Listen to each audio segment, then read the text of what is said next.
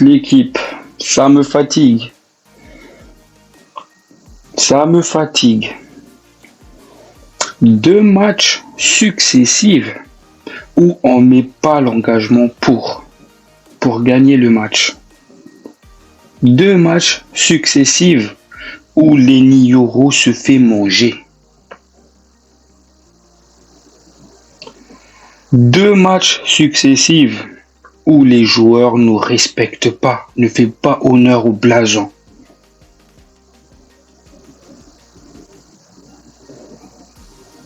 Ils n'ont pas respecté les légendes du club. Aujourd'hui, il y a eu une cérémonie en hommage pour Lowe, Denis Lowe, mais ils n'ont pas montré le spectacle, l'envie, sachant que la famille de Denis Lowe, ils étaient présents dans le stade. Imaginez leur tristesse parce qu'ils ont perdu un proche. Ils étaient quand même présents pour regarder le match. Et nos joueurs se permettent de faire ce genre de prestations. Alors que ces mecs-là, ils touchent des millions pour nous montrer ce genre de spectacle.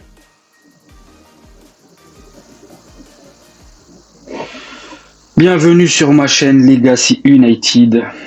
Donc, vous l'aurez compris, dans cette vidéo, nous allons débriefer le match. N'hésitez pas à vous abonner, à liker et à commenter, ça fait toujours plaisir.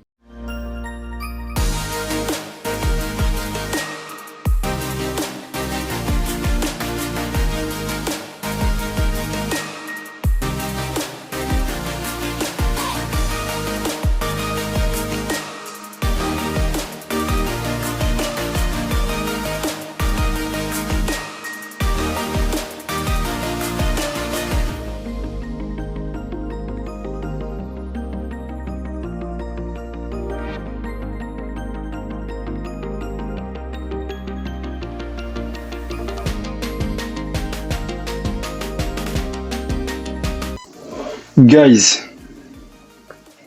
j'espère que tout va bien pour vous. Pour ce qui est de ma part, je vais bien. Tout d'abord, je tiens à m'excuser. Je m'excuse parce que la vidéo pour le preview du match, ça a mis beaucoup de temps à sortir. Pourquoi? Parce que j'avais pas de réseau.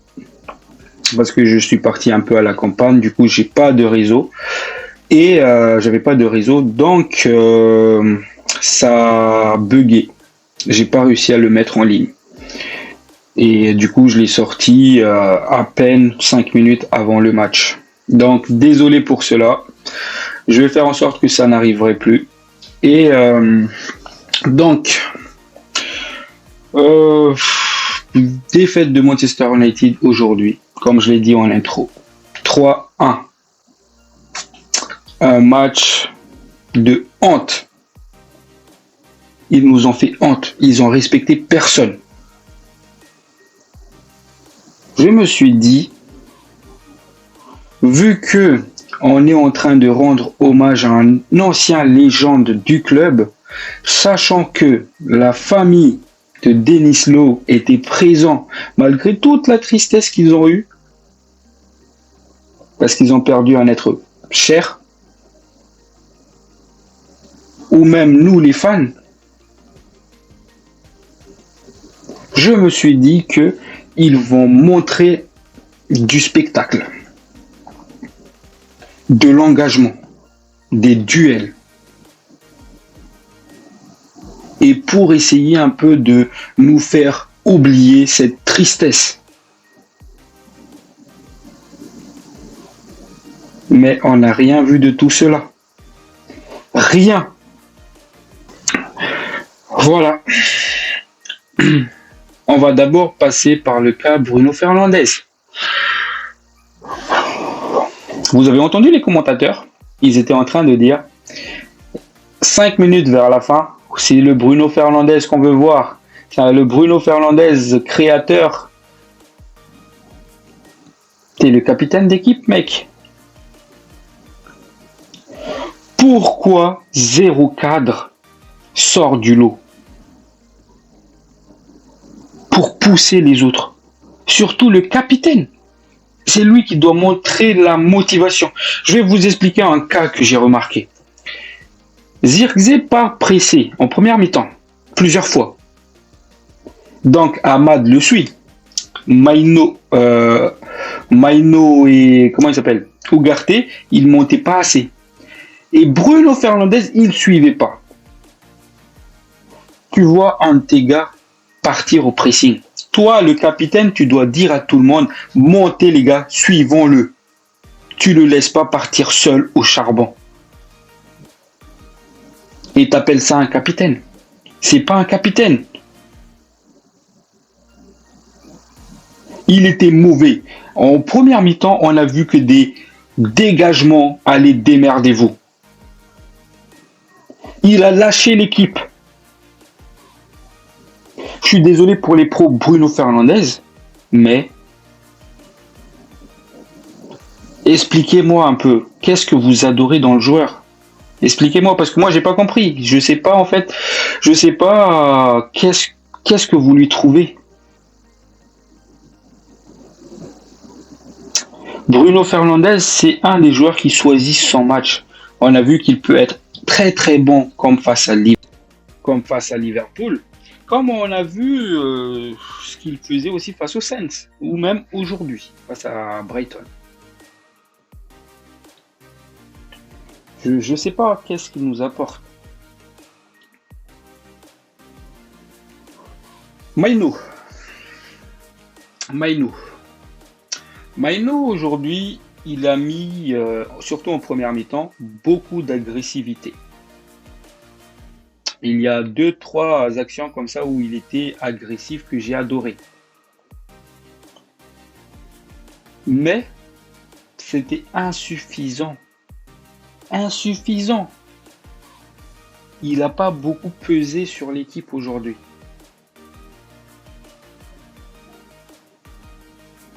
Ugarte. J'ai adoré le premier mi-temps de Ugarte. Il était intéressant, je trouve. J'ai pas de jugement sur lui. Niveau passe, j'ai adoré l'ouverture qu'il allait faire pour Diogo Dalot qui a été intercepté. Et juste derrière, une minute après, il a fait l'autre ouverture à Amad Diallo. Mais c'était hors jeu. J'ai adoré le match de Ugarte. Celui de Diogo Dalot, surtout la première mi-temps aussi, c'était intéressant. Il a fait beaucoup de mal offensivement. Donc voilà, Yoro, on va le mettre encore sur le cas jeunesse.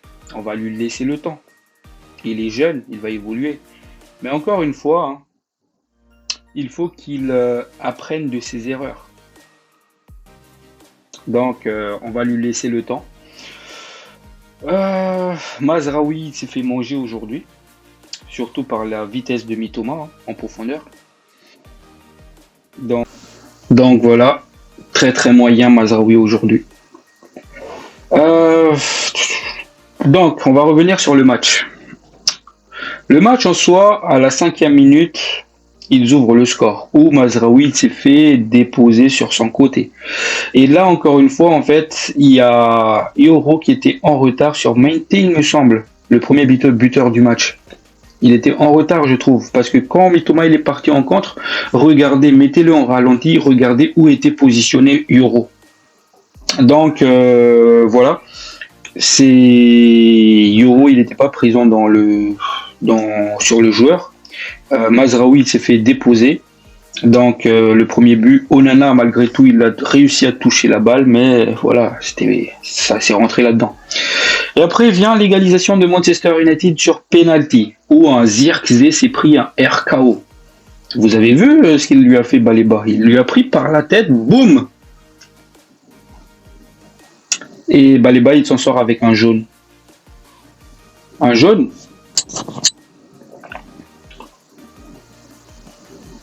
Je sais pas vous, mais moi je pense que ça là, ça méritait un rouge. Ou peut-être là, Là, vu que je fais la vidéo à chaud, peut-être que il faut que je revoie cette action-là. Mais pour moi, cette action-là, elle méritait un rouge. Bref, il y avait la penalty tirée par Bruno Fernandes un partout. Retour des vestiaires, on se prend le 2-1. Qui était d'ailleurs... c'était un 2-1, mais il y avait faute sur Diogo Dalot. Pour ce qui est de ma part, la faute, c'était un peu léger. Mais voilà, on le prend. Je me suis dit, bon, bah, ça va servir à nos joueurs de leçon. C'était un avertissement. Et finalement, le 2-1, il revient assez rapidement, 2 ou 3 minutes après.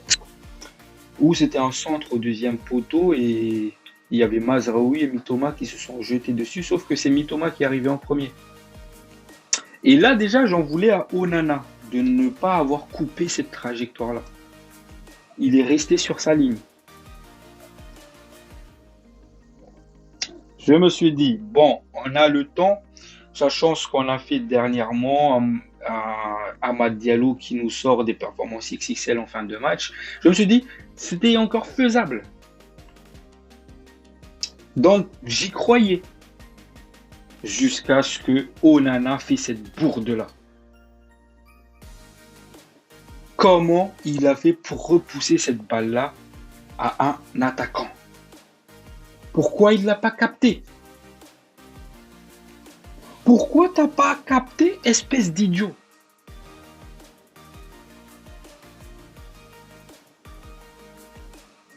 Je pense sérieusement qu'il faut qu'on s'active sur le mercato pour un gardien de but l'été prochain.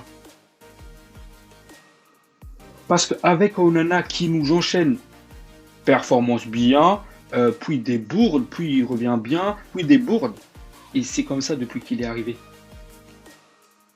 On se plaint tous, oui, l'équipe fait des montagnes russes, mais Onana aussi fait des montagnes russes. Et c'est mon flop du match. Le deuxième et le troisième but, c'est clairement de sa faute. C'est de sa faute. Voilà. Donc voilà, on a essayé de revenir. On n'a pas réussi. Et voilà, le match il s'est terminé avec le score de 3-1. Concernant le match de Zirkzee, je l'ai trouvé intéressant dans la manière de garder la balle. Il a bien servi de pivot. Mais en fait, ce qui était dommage, c'est qu'à chaque fois qu'il partait en profondeur, il manquait de soutien. L'équipe n'explosait pas pour l'aider. Donc, il tentait ces petits dribbles pour revenir dans l'axe. Et là, on entend les commentaires, il dit « Oui, mais Zirkzee, il fait n'importe quoi, il faut faire rentrer Olund. » Non, non, non, non, non, non, non, il était seul. Il était seul sur le côté gauche. Tu veux qu'il fasse quoi? Il va perdre la balle dans tous les cas. Soit il tente quelque chose pour se remettre dans l'axe, pour essayer de trouver Amad Diallo juste après, ben soit il reste là et il essaie de le protéger comme il peut. J'avais l'impression que les commentateurs, là, ils regardaient un autre match. Voilà. Concernant Zirkzee. Et je maintiens du coup mes paroles, Zirkzee, c'est lui qui doit être titulaire avant Olund. Parce que honnêtement, l'entrée en jeu de Olund, il nous a rapporté quoi? Il est tombé? Non, j'en rigole, mais ça fait mal cette victoire, cette défaite-là, ça fait mal. Pour nous les fans.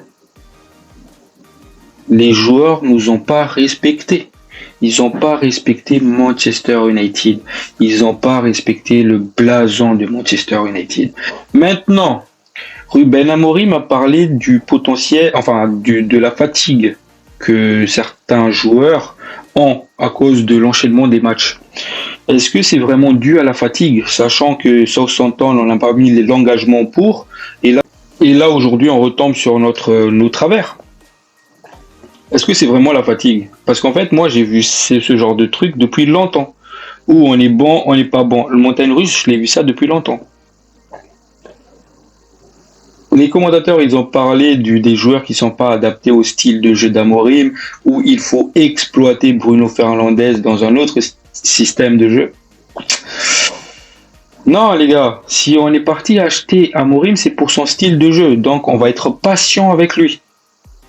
C'est normal, il a eu 0 mercato. Honnêtement, il n'y a personne qui est arrivé depuis qu'il est là, Amorim. Soyons patients. Une fois qu'il aurait ses joueurs dans les postes où on est défaillant, là, on peut le juger. Moi, je maintiens mes propos. Ruben Amorim, c'est un très très bon coach. D'ailleurs, qu'est-ce que vous en pensez? N'hésitez pas à noter ça dans les commentaires. Voilà. Moi, je pense toujours que c'est un bon coach. Et il nous a prévenu depuis le début que ça va être compliqué cette année. Donc voilà, j'espère que tous ces trucs-là vont être corrigés à l'entraînement. J'espère que Amorim va parler aux joueurs, parce que là, les mentalités des joueurs, parce qu'ils ne mettent pas l'engagement pour. Là, il faut en parler. Il faut qu'Amorim les parle. Il faut changer ça, il faut corriger ça. Et il y a le mercato pour ça. S'il vous plaît, Ineos, faites quelque chose. Parce que cette équipe-là est en train de jouer avec mon cœur. Avec les cœurs de tous les fans. Il faut avoir un cœur solide en ce moment. Conséquence de cette défaite, du coup, c'est qu'on reste 13e au classement à 26 points. Et que Brighton, du coup, a pris encore 3 points de plus. C'est-à-dire, là, ils sont à 34 points. Mais l'avantage, du coup, c'est que Tottenham, ils ont perdu 3-2.